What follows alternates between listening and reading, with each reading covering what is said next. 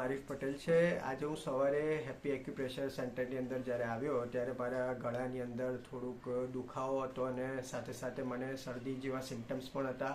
અવાજ પણ ભારે ભારે હતો અને થોડુંક માથું પણ ભારે ભારે હતું. તો મેં પ્રીતિ મેમને કહ્યું કે ભાઈ મને આવા સિમ્ટમ્સ છે.